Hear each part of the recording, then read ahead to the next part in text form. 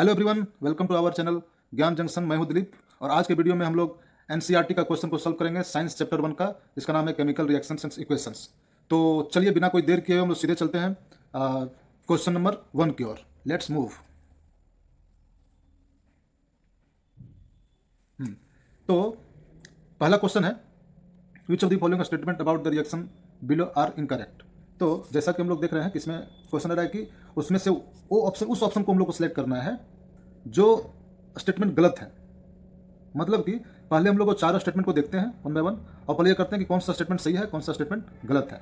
तो चलिए, पहला है लेड इज गेटिंग रिड्यूस्ड। पहला ये स्टेटमेंट है, तो वो किस चीज़ के लिए है? इस इक्वेशन के लिए है। ये इक्वेशन के लिए है।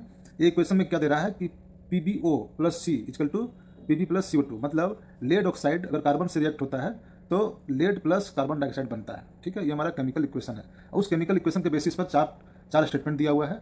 उसमें हमको बताना है कि कौन सा स्टेटमेंट सही है, कौन सा स्टेटमेंट गलत है। अब जो गलत स्टेटमेंट होगा वो उसका आंसर होगा। ठीक है, क्वेश्चन को हम लोग समझ गए। अब चलिए हम लोग आते हैं कि कौन सा स्टेटमेंट सही है, कौन सा स्टेटमेंट गलत, उस पर आते हैं। पहला स्टेटमेंट है लेड इज गेटिंग रिड्यूस्ड, यानी कि कहना चाह रहा है कि जो Pb है, जिसको हम लोग लेड बोल रहे हैं, वो रिड्यूस्ड हो रहा है। तो जैसा कि हम लोग थ्योरी क्लास में बात किए थे कि रिड्यूस्ड कौन होता है? रिड्यूस कौन होता है? रिड्यूस वो होता है जिससे ऑक्सीजन रिमूव होता है। जिससे ऑक्सीजन रिमूव होता है उसका रिडक्शन होता है। तो यहाँ पे कह रहा है स्टेटमेंट कि lead is getting reduced. Lead मतलब यहाँ पे ये जो Pb वो है, इसमें से कह रहा है कि ये रिड्यूस हो रहा है। लेड इज गेटिंग रिड्यूस्ड, ठीक है ना।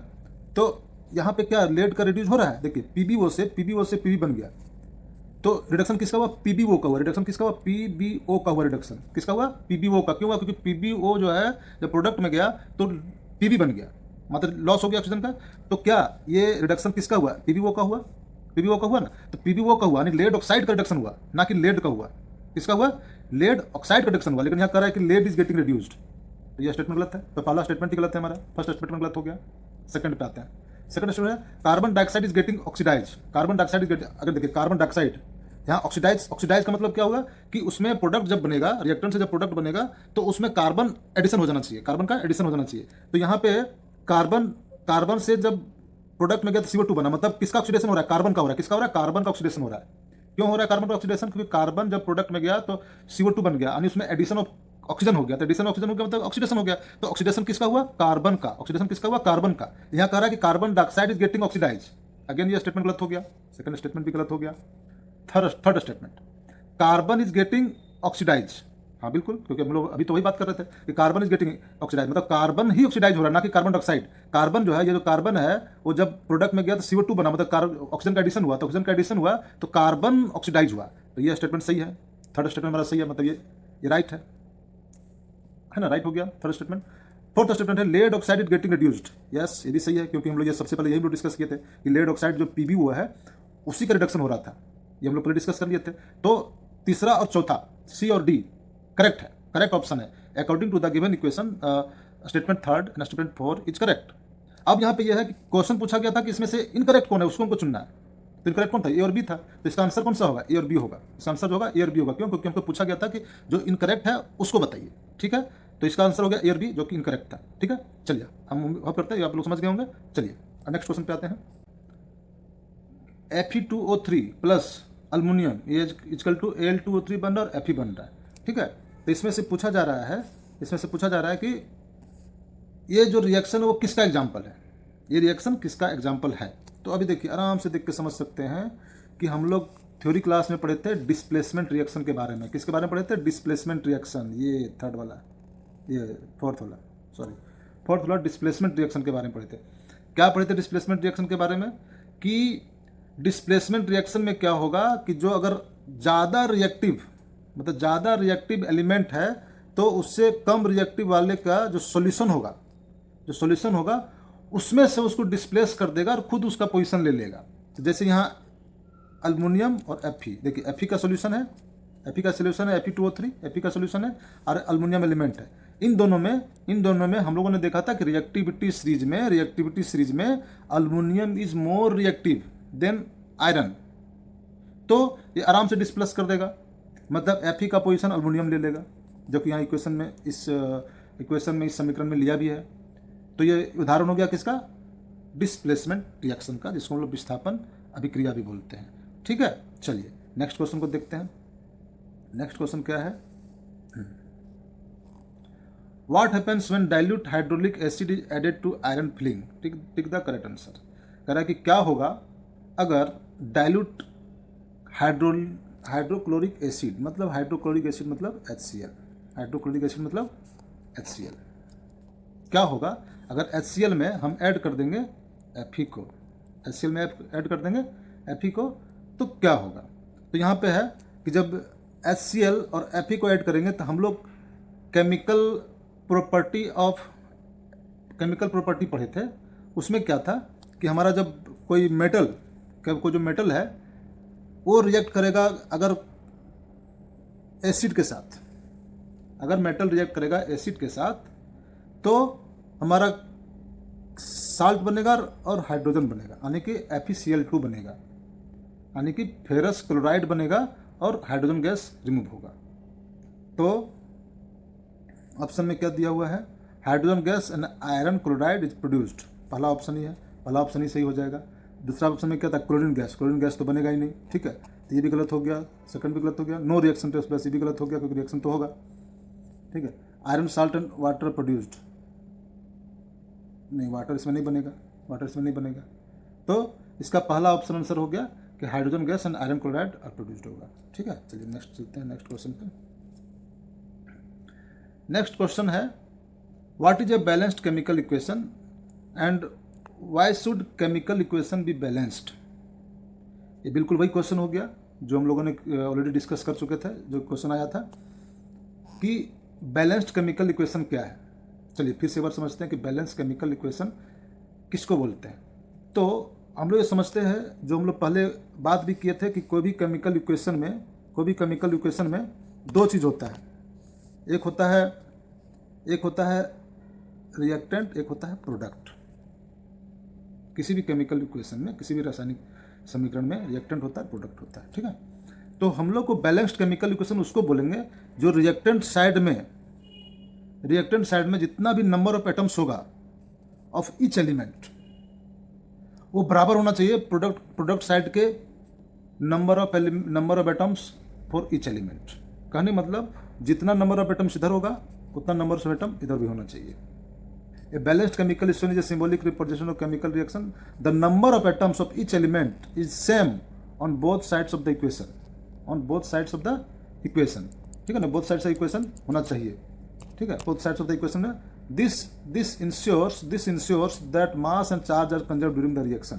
ये बताता है कि मास और चार्ज जो है वो कंजर्व हो रहा है, मतलब उसमें ना लॉस हो रहा है ना गेन हो रहा है। कंजर्व होने का ही मतलब हो रहा है कि जितना पहले था उतना बाद में हो गया। तो उसी को हम लोग बोलते हैं बैलेंस्ड केमिकल इक्वेशन। मतलब mass can not be created not destroyed in a chemical reaction. ठीक है ना, तो ये हो गया बैलेंस्ड केमिकल इक्वेशन किसको बोलेंगे। आई होप समझ गए होंगे। अब है कि why should chemical equation be balanced required, क्यों करना चाहिए बैलेंस करने के लिए, बैलेंस करना क्यों जरूरी है। तो इसके लिए हम लोग बात किए थे कि एक होता है लॉ ऑफ कंजर्वेशन ऑफ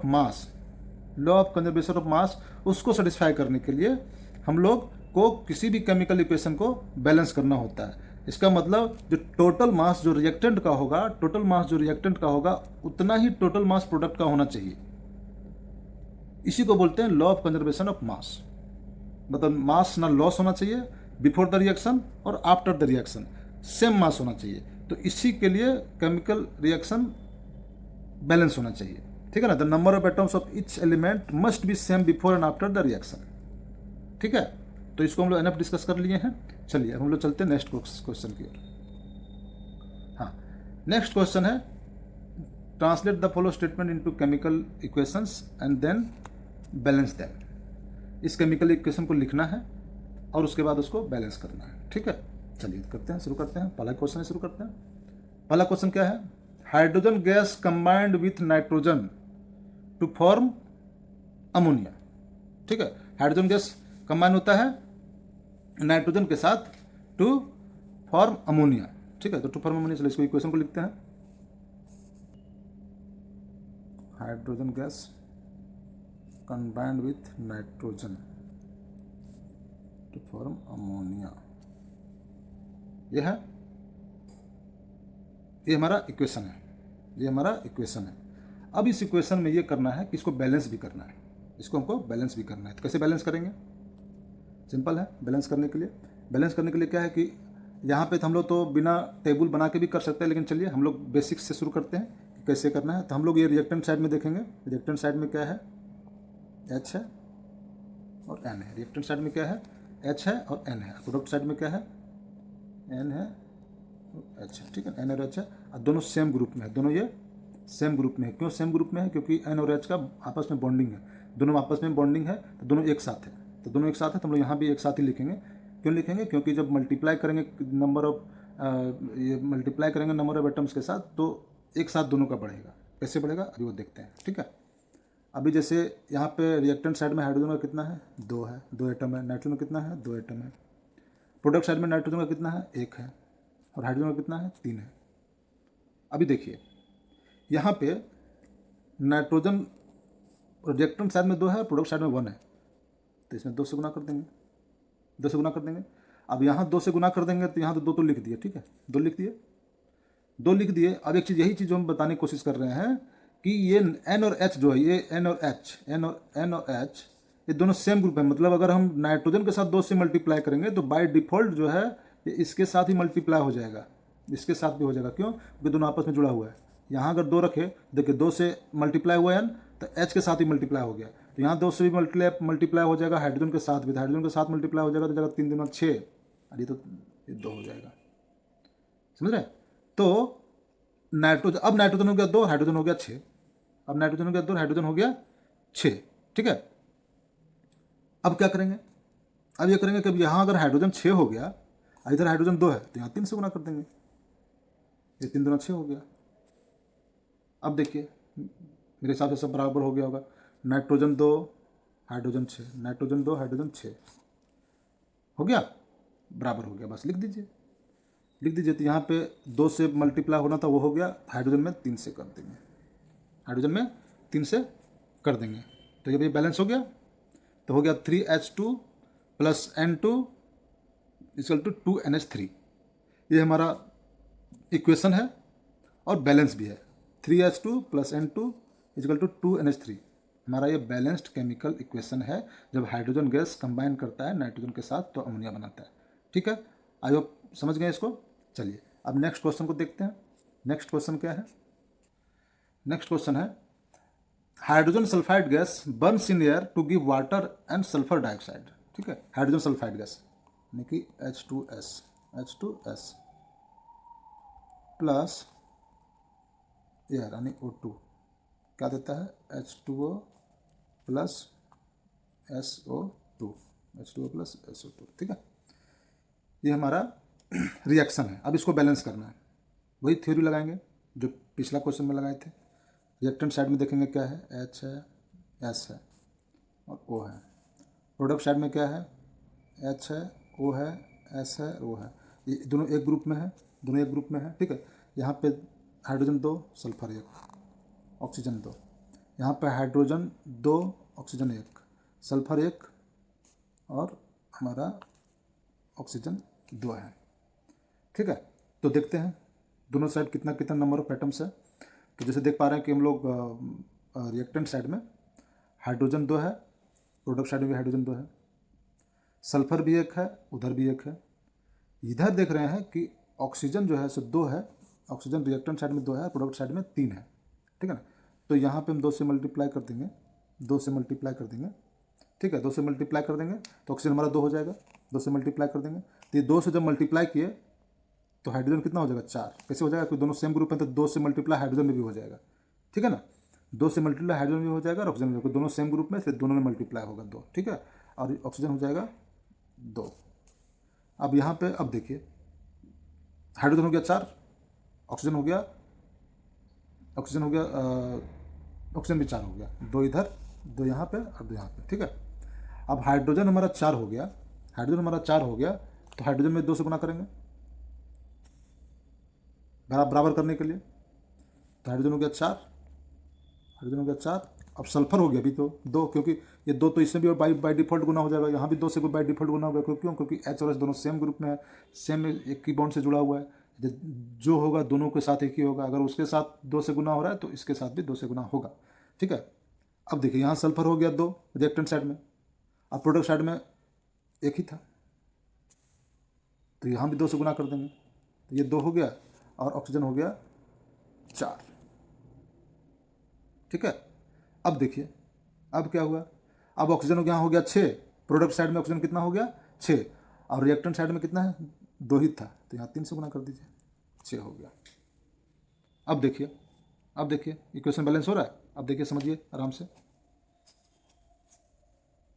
हाँ अब हो रहा है। कैसे हो रहा है देखिए, हाइड्रोजन 4, यहाँ भी 4, सल्फर 2, यहाँ भी 2, ऑक्सीजन 6, यहाँ भी 6, कैसे 4 ये और 2 ये 6, यानी दोनों साइड बराबर हो गया। तो हमारा फाइनल इक्वेशन होगा क्या कि यहाँ पे H2S के साथ 2 जुड़ेगा, 3/2 के साथ 3 जुड़ेगा, और यहाँ पे H2O के साथ 2 जुड़ेगा, और SO2 के साथ भी 2 जुड़ेगा। आई होप इक्वेशन क्लियर हो गया होगा। ठीक है, इस तरह से हम बैलेंस इसको कर दिए इक्वेशन को। ठीक है, चलिए अब नेक्स्ट क्वेश्चन की ओर चलते हैं। ठीक है, हाँ तीसरा क्वेश्चन है, barium chloride react with aluminium sulphate to give aluminium chloride and a precipitate of barium sulphate. ये हमको सॉल्व करना है।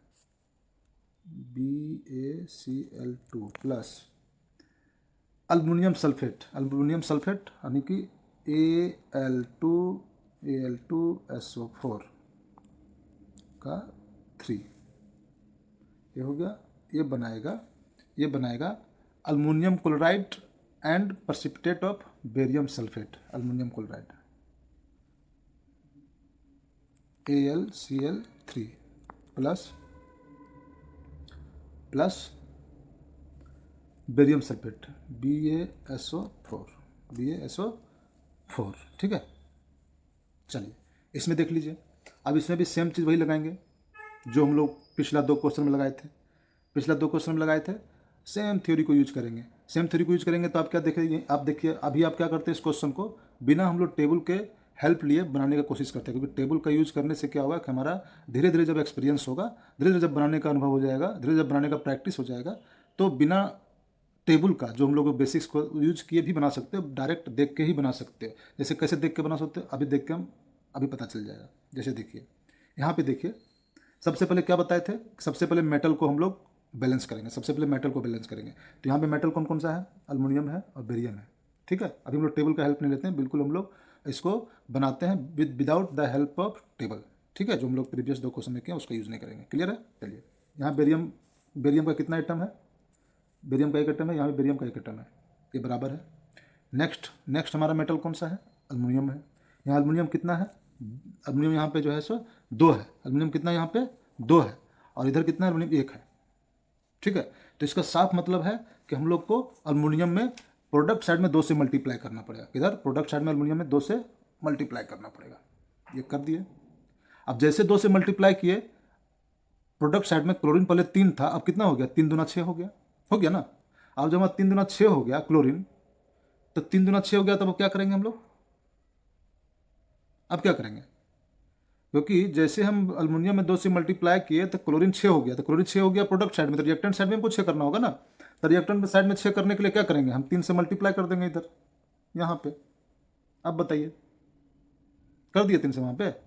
अब जैसे आप यहाँ 3 से किए बेरियम क्लोराइड में, तैसे आपका जो है, अब आपका उस साइड भी, किस साइड, प्रोडक्ट साइड में भी बेरियम 3 होना चाहिए ना।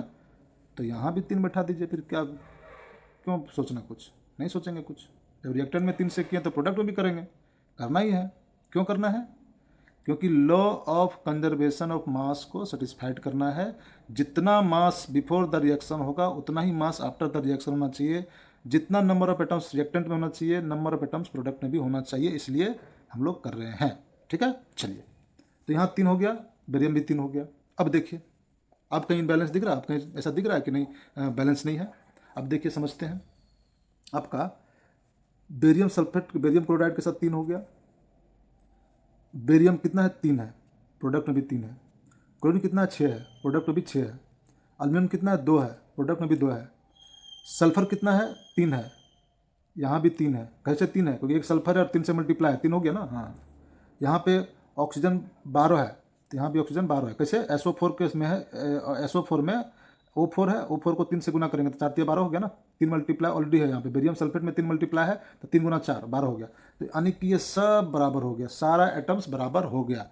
तो इसमें देखिए बिना हम लोग टेबल का हेल्प लेके करना है। और एग्जाम में एक्चुअली जो है से इतना इतना प्रैक्टिस कर लेना होगा कि वो लिखने की जरूरत नहीं पड़ेगी कि हम लोग टेबल में लिख रहे हैं 1 बाय 1 की जो है सो कि ये है, ये आइटम है, उसमें नेक्स्ट ये आइटम है, वो करने की जरूरत नहीं है। वो हम लोग एक बार देख के ही कर सकते हैं। तो 2 क्वेश्चन हम लोग देख के ये किए टेबल बना के, आगे क्वेश्चन हम लोग बिना टेबल बना ही करेंगे, ठीक है, ताकि धीरे धीरे ऐसे आइडिया होगा कैसे, इससे क्या होगा, समय का भी बचत होगा, ठीक है ना। चलते हैं नेक्स्ट क्वेश्चन की ओर। बोल रहा है नेक्स्ट क्वेश्चन बोल रहा है potassium metal react with water to give potassium hydroxide and hydrogen gas. बहुत बढ़िया, बहुत बढ़िया। पोटेशियम मेटल, पोटेशियम के रिएक्ट विथ वाटर H2O, क्या बना रहा है? Potassium hydroxide KOH plus H2। अब KOH एसिड है कि बेस है? बेस है। आगे बताएंगे क्यों बेस है, क्योंकि ये OH माइनस रिलीज करेगा, इसलिए नेक्स्ट क्लास में पता चलेगा। चलिए फिलहाल हम लोग इक्वेशन को सॉल्व करने पे फोकस करते हैं, ठीक है। चलिए अब यहाँ देखिए, पोटेशियम 1 पोटेशियम 1, ठीक है, हाइड्रोजन 2 हाइड्रोजन 2 1 3, हाइड्रोजन कितना है? 3 है। हाइड्रोजन कितना है? 3 है। तो हाइड्रोजन 3 है, तो इसका मतलब हमको बराबर करना होगा। बराबर करना होगा तो क्या करेंगे, यहाँ पे 2 से मल्टीप्लाई कर दीजिए, यहाँ पे 2 से मल्टीप्लाई कर दीजिए, तो आपका हाइड्रोजन कितना हो गया? 4 हो गया। हाइड्रोजन कितना हो गया? 4 हो गया। 4 हो गया ना हाइड्रोजन। अब यहाँ पे हाइड्रोजन 4 हो गया, अब प्रोडक्ट साइड में 3 ही है, तो आप ऐसा कीजिए, यहाँ से भी 2 से मल्टीप्लाई कर दीजिए। अब देखिए तो कितना हो गया, पोटेशियम 1 पोटेशियम पोटेशियम 1, अब पोटेशियम यहाँ 2 हो गया। क्यों 2 हो गया? क्योंकि यहाँ 2 से मल्टीप्लाई कर दिए थे हाइड्रोजन को बैलेंस करने के चक्कर में, ठीक है। तब यहाँ जब पोटेशियम ये 2 है राइट प्रोडक्ट साइड में, तो रिएक्टेंट साइड में भी 2 दे देंगे। इसमें क्यों सोचना है, कुछ नहीं सोचना है, रिएक्टेंट साइड में भी 2 दे दिए। अब देखिए पोटेशियम 2 पोटेशियम 2, हाइड्रोजन 4 हाइड्रोजन 2 यहाँ और 2 यहाँ। कैसे 2 यहाँ? एक यहाँ है और 2 से मल्टीप्लाई, 2 + 2 4 हो गया। ऑक्सीजन 2 2 × 1, और यहाँ भी ऑक्सीजन 2। देखिए अब ये बैलेंस हो गया, बैलेंस हो गया ना। 2K प्लस 2H2O इसके लिए 2KOH प्लस H2 हमारा बैलेंस्ड इक्वेशन हो गया, ठीक है। तो उम्मीद करते हैं कि हम लोग बैलेंस कैसे कर रहे हैं उस चीज़ को हम लोग समझ पा रहे हैं, ठीक है ना। चलिए अब हम लोग नेक्स्ट क्वेश्चन पे चलते हैं, क्वेश्चन नंबर 6 की ओर। अभी देखिए एकदम सीधे सीधे शुरू करते हैं, बिना कोई एकदम देर किए हुए डायरेक्ट अटैक करते हैं क्वेश्चन पे, ठीक है। क्वेश्चन क्या है?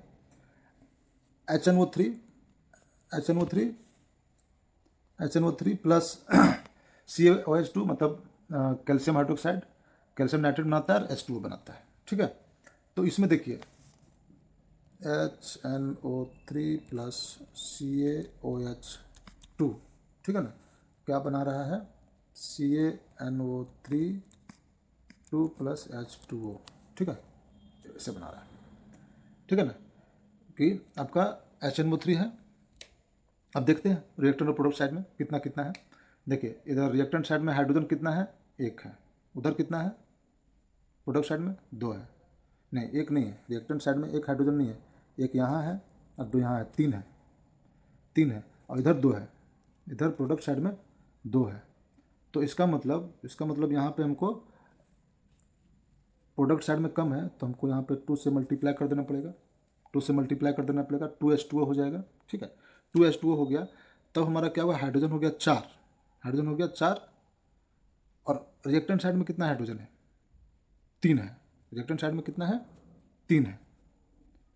तो यहाँ भी 2 से गुना कर दीजिए, क्यों सोचना है। अब बताइए हाइड्रोजन कितना हो गया? हाइड्रोजन 4 हो गया, 2 यहाँ है और 2 यहाँ पे, 4 हो गया, हाइड्रोजन भी 4 हो गया, ठीक है ना। अभी देखिए उसके बाद देखते हैं कि हाइड्रोजन मैच कर गया। नाइट्रोजन कितना है? नाइट्रोजन 2 है, इधर भी 2 है। कैसे 2 है? एक ये है, 2 से मल्टीप्लाई है, 2 है। ऑक्सीजन कितना है? ऑक्सीजन यहाँ 6, कैसे 6 है, 2 गुना 3, 3 गुना 6 है, और इधर 2 है, इधर ऑक्सीजन कितना 8 है, इधर ऑक्सीजन कितना है 3 गुना 6 और 2 8, इधर भी 8 है, बैलेंस है। कैल्शियम 1 है, इधर भी कैल्शियम 1 है, और क्या बच गया, बस हो गया, यानी कि हमारा बैलेंस है। यानी कि HNO3 में 2 से मल्टीप्लाई होगा और आपका H2O में 2 से मल्टीप्लाई होगा और इक्वेशन बैलेंस हो जाएगा। ठीक है, समझ गए। चलिए नेक्स्ट इक्वेशन को देखते हैं। इक्वेशन क्या है, NaOH plus H2SO4 equal to Na2SO4 plus H2O, मतलब सोडियम हाइड्रोक्साइड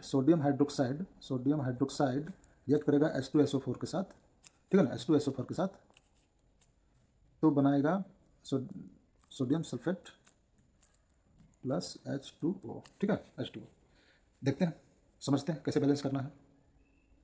सबसे पहले किसको बैलेंस करेंगे, क्या बताए थे, एटम को, सॉरी मेटल को। तो इसमें से मेटल कौन सा है, सोडियम। ये देखिए पहले में ही दिख रहा है कि यहाँ पे प्रोडक्ट साइड में 2 है, रिएक्टेंट साइड में 1 है, तो बिना सोचे समझे यहाँ 2 लगा देंगे। कोई दिक्कत है, नहीं कोई दिक्कत है, ठीक है। अब क्या हुआ कि जब यहाँ 2 लगा दिया रिएक्टेंट साइड में, तो क्या देख रहे हैं कि उसके चक्कर में हमारा जो है सो ऑक्सीजन कितना हो गया, ऑक्सीजन के साथ 2 से मल्टीप्लाई हो गया, ऑक्सीजन के साथ 2 से मल्टीप्लाई नहीं, ऑक्सीजन के साथ अब इधर ऑक्सीजन कितना हो गया 6, रिएक्टेंट साइड में ऑक्सीजन हो गया 6, 2 यहाँ पे और 4 यहाँ पे, 6 है, इधर 5 ही है, इधर 5 ही है, 4 ये और एक ये 5, तो यहाँ 2 से गुना कर दीजिए, तो ऑक्सीजन भी प्रोडक्ट साइड में 6 हो गया, प्रोडक्ट साइड में ऑक्सीजन 6 हो गया। अब 6 हो गया, अब देखिए नाइट्रोजन मैच हो गया, ऑक्सीजन तो मैच करा ही दिए, हाइड्रोजन इधर 2 है, 2 प्लस 2 4 है, इधर भी 2 गुना 2 4 है, पोटेशियम भी हो गया, ऑक्सीजन भी हो गया, हाइड्रोजन भी हो गया, और कुछ बचा क्या, और कुछ बचा, हाँ सल्फर बचा, तो सल्फर कोई बात नहीं, सल्फर तो वैसे बेचारा अकेले है, यहाँ एक है और यहाँ एक है, सल्फर अकेला है। तो प्रोडक्ट साइड और रिएक्टेंट साइड हमारा नंबर ऑफ एटम्स मैच कर गया, क्या करने से, NOH में 2 से मल्टीप्लाई करने से और H2O में 2 से मल्टीप्लाई करने से हमारा ये बैलेंस हो गया। ठीक है, आई होप इस इक्वेशन को हम लोग बैलेंस करना समझ गए। ठीक है, चलिए नेक्स्ट क्वेश्चन की ओर चलते हैं। Cl plus AgNO3 equal to क्या रिएक्ट करके बनाता है, AgCl प्लस NaNO3, ये हमारा केमिकल इक्वेशन है, इसको बैलेंस करना। ये देखिए NaCl प्लस AgNO3 क्या बना रहा है, AgCl प्लस NaNO3, यही है।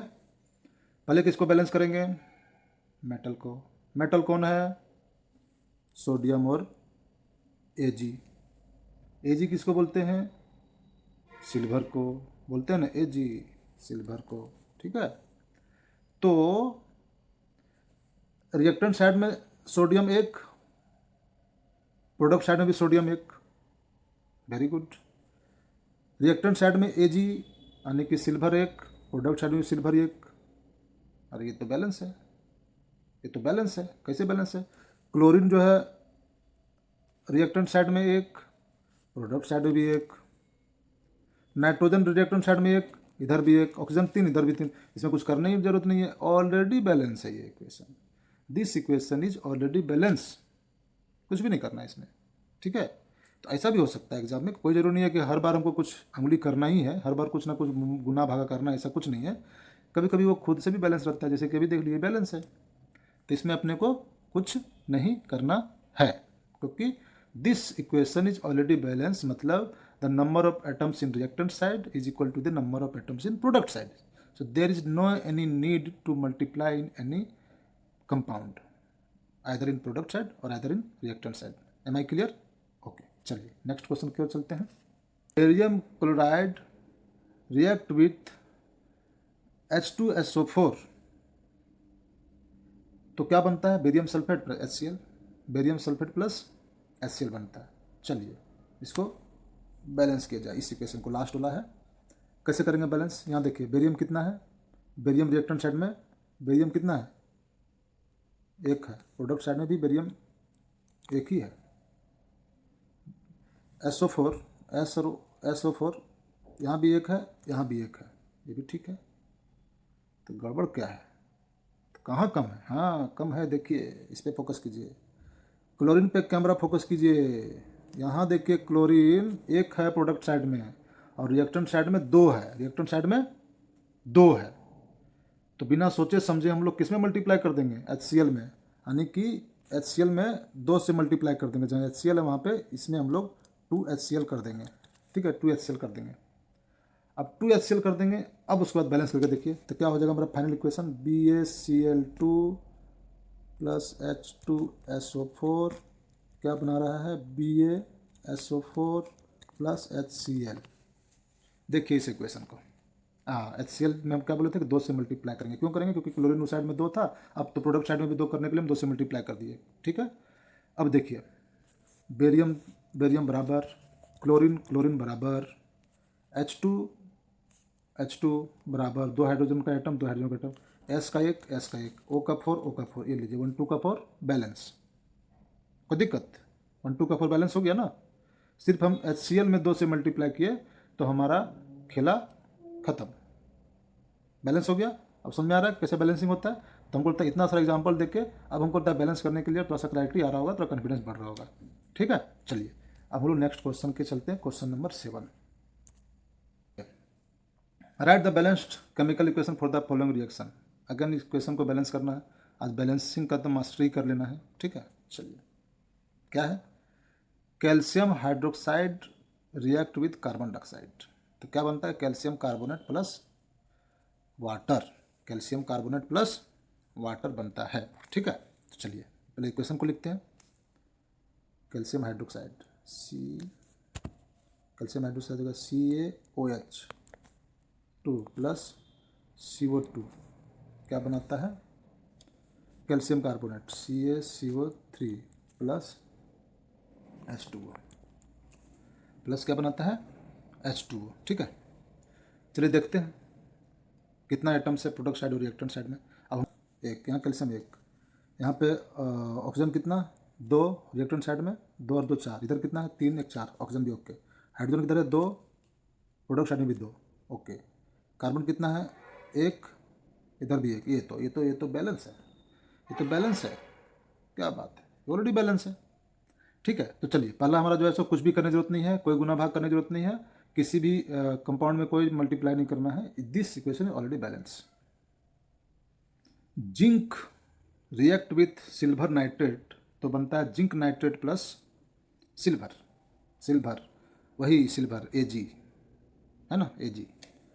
तो जिंक प्लस सिल्वर नाइट्रेट यानी AgNO3 क्या बनाता है, zinc nitrates ZnNO3 2 plus silver. ठीक है, ये बनाता है।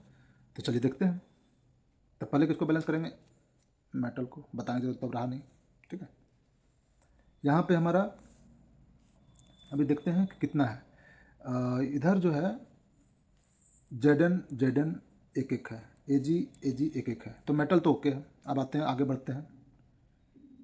नाइट्रोजन यहाँ पे 2 है, प्रोडक्ट साइड में नाइट्रोजन 2 है और रिएक्टेंट साइड में नाइट्रोजन 1 ही है, तो सोचना क्या है, 2 से गुना कर दिए AgNO3 में, AgNO3 में गुना कर दिया तो क्या हो गया, नाइट्रोजन 2 हो गया। अब नाइट्रोजन 2 होने के चक्कर में हमारा जो ऑक्सीजन 3 था वो 6 हो गया, 6 हो गया प्रोडक्ट में, तो कोई बात नहीं, 6 तो होना भी था क्योंकि प्रोडक्ट साइड में 6 ही है। देखिए 3 दूना 6, तो हम सिर्फ 2 से मल्टीप्लाई कर दिए AgNO3 में, तो हमारा ये इक्वेशन बैलेंस हो गया। हो गया, नहीं हुआ, कैसे नहीं हुआ, देखिए आप 2 से मल्टीप्लाई किए AgNO3 में तो Ag भी तो 2 हो गया, इसको कौन देखेगा, पहले नहीं था, पहले दोनों एक एक साइड था, पहले में दोनों में इधर भी एक एटम था उधर भी, लेकिन जब यहाँ 2 से मल्टीप्लाई कर दिए नाइट्रोजन को बैलेंस करने के चक्कर में तो 2 Ag भी हो गया, 2 एटम ऑफ Ag हो गया, 2 एटम हो गया तो इधर भी 2 एटम कर दीजिए, क्या दिक्कत है, कर दिए। अब बताइए, अब कोई दिक्कत नहीं है, अब देख लीजिए आराम से। सर Ag का ही लफड़ा रहा था ना कि 2 एटम इधर 2 एटम इधर, अब देखिए सब आपका बैलेंस हो गया, एक एक एटम को मैच कर लीजिए, सब मैच कर रहा है। ठीक है, चलिए नेक्स्ट क्वेश्चन क्या चलते हैं। हाँ, नेक्स्ट क्वेश्चन है अल्मोनियम प्लस कॉपर क्लोराइड मिल के बनता है अल्मोनियम क्लोराइड प्लस कॉपर। फटाफट लिखते हैं, aluminium plus copper chloride, aluminium plus copper chloride CuCl2 क्या बनता है, aluminium chloride AlCl3 plus copper. ठीक है, प्लस कॉपर हो गया। तब देखते हैं यहाँ पे क्या देखते हैं, मैच कराते हैं, यहाँ भी एल्युमिनियम 2, एल्युमिनियम 1 है, इधर भी एल्युमिनियम 1 है, एल्युमिनियम दोनों साइड, कॉपर भी इधर भी 1 है, इधर भी कॉपर 1 है। अब क्या है, इधर जो है क्लोरीन 2 है, रिएक्टेंट साइड में क्लोरीन 2 है और इधर है 3 है, ठीक है ना। तो अब इसको कैसे करेंगे, यहाँ पे रिएक्टेंट साइड में क्लोरीन 2 है, प्रोडक्ट साइड में 3 है, प्रोडक्ट साइड में 3 है। अगर हम यहाँ 2 से गुना कर दें, यहाँ 3 से गुना कर दें, तो देखिए क्लोरीन हो गया 3 दूना 6 रिएक्टेंट साइड में, इधर भी हो गया प्रोडक्ट साइड में 3 दूना 6 हो गया ना बराबर। हाँ ये तो हो गया, लेकिन उसके कारण हमारा नुकसान क्या क्या हुआ वो भी देख लेते हैं। ये करने के चक्कर में और क्या क्या हम करामात कर दिए। इस करने के चक्कर में कॉपर क्लोराइड में जो हम 3 से मल्टीप्लाई किए, क्लोरीन तो 3 दूना 6 हो गया, और AlCl3 में 3 दूना 6 क्लोरीन तो बैलेंस हो गया, लेकिन उसके साथ और क्या क्या हम लेते आए साथ में कि अल्युमिनियम जो है सो इसमें 2 से मल्टीप्लाई हो गया अल्युमिनियम प्रोडक्ट में, और रिएक्टेंट में कॉपर 3 से मल्टीप्लाई हो गया। कोई बात नहीं, रिएक्टेंट साइड में कॉपर 3 हो गया तो यहाँ भी 3 कर दीजिए, प्रोडक्ट साइड में एल्युमिनियम 2 से हो गया तो यहाँ भी 2 कर दीजिए। कोई दिक्कत है? कोई दिक्कत है? कोई दिक्कत नहीं है। देखिए क्या बोल रहा है नेक्स्ट, बोल रहा है barium chloride react with potassium sulphate, तो बनता है barium sulphate plus potassium chloride. तो लिखते हैं क्वेश्चन को, barium chloride BaCl2 plus potassium sulphate, potassium sulphate K2SO4, K2SO4 क्या बनाता है, barium sulphate plus potassium chloride. ठीक है, चलिए देखिए फटाफट देखते हैं, बेरियम बेरियम ये क्या हो गया, बेरियम बेरियम, पोटेशियम यहाँ 2 है और यहाँ 1 है, तो सोचना नहीं है 2, अब 2 हो गया, अब क्या बच गया, बस हो गया खेला। Potassium 2 potassium 2, sodium 1 sodium 1, oxygen 4 oxygen 4, chlorine 1 chlorine 2, 2 और 1 2, सब बैलेंस हो गया, बैलेंस बैलेंस बैलेंस।